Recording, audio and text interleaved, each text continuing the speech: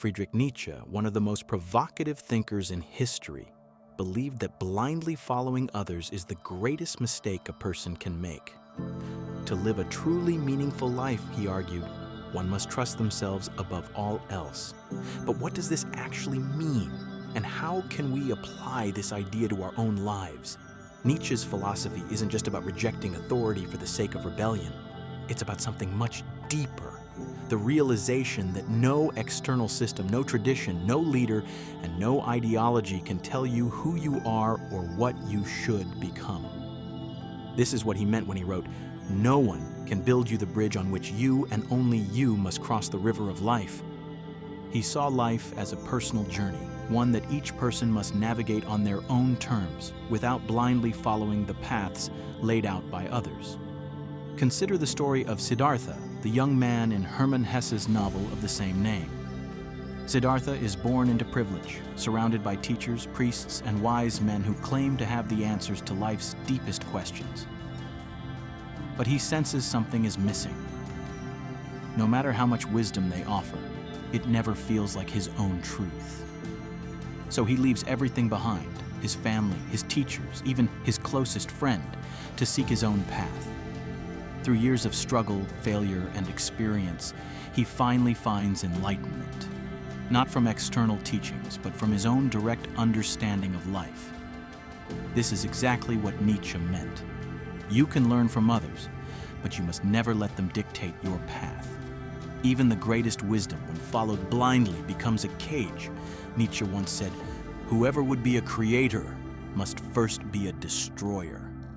To create your own identity, your own truth, you must first destroy the borrowed beliefs that have been forced upon you. This isn't easy.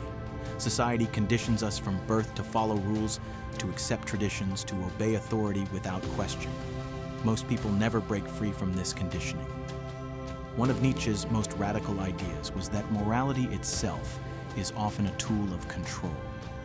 He argued that much of what we consider good or evil isn't based on truth, but on what benefits the powerful. He called this slave morality, a system designed to keep people obedient, weak, and dependent. The moment you begin to think for yourself, to trust yourself, you threaten this system.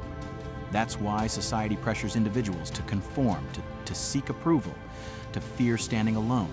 There's a powerful example of this in Plato's allegory of the cave. In the story, prisoners are chained in a cave, watching shadows on the wall, believing them to be reality. One prisoner escapes and sees the real world, full of color, light, and depth. When he returns to tell the others, they mock him. They refuse to believe anything outside of their familiar shadows. They even threaten to kill him. This is what happens when someone breaks free from conventional thinking.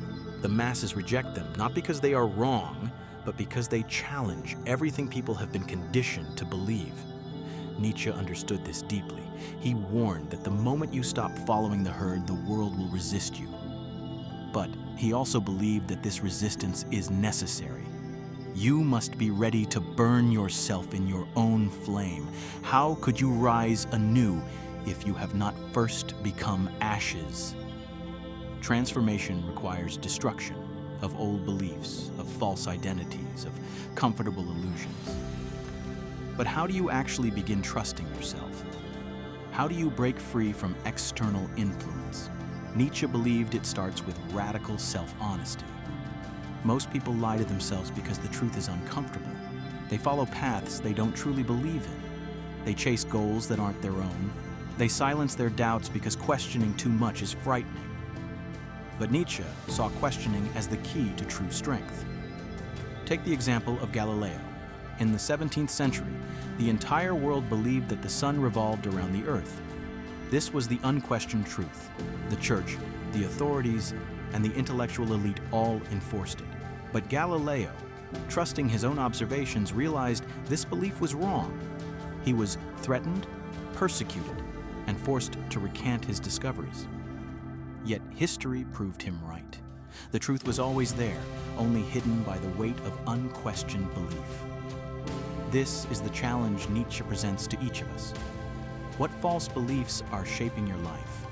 What ideas do you accept simply because they are common? What dreams do you follow that aren't truly yours? He believed that true strength comes not from following, but from creating. Become who you are, he wrote. This is one of his most famous phrases, and it means that you must discover your own values, your own purpose, your own way of being. This isn't given to you, it must be forged. And forging something requires struggle.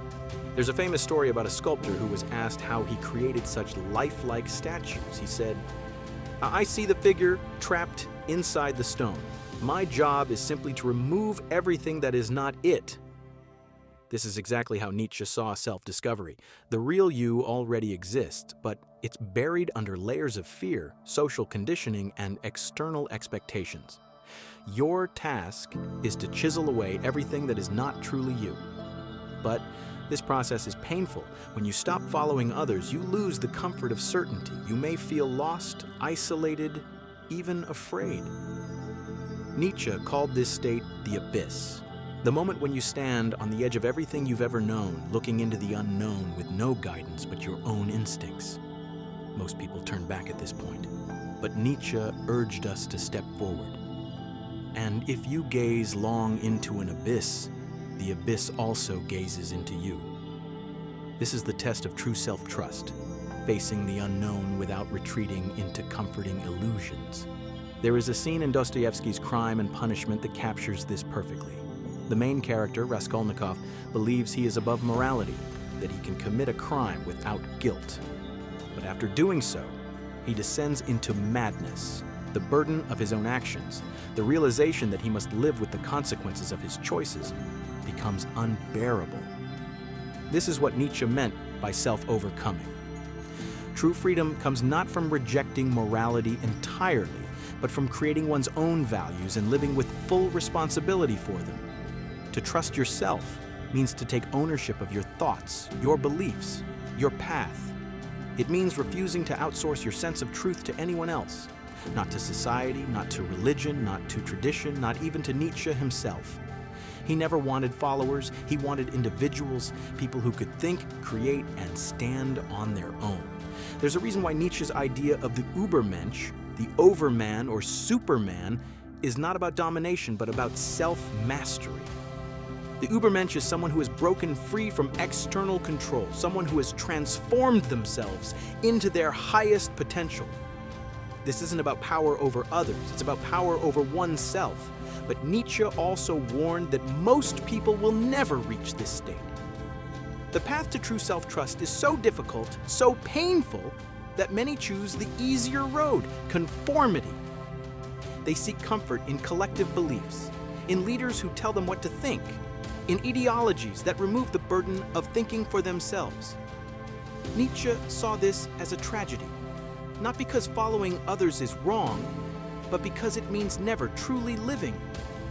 He wrote, "The individual has always had to struggle to keep from being overwhelmed by the tribe. If you try it, you will be lonely often and sometimes frightened.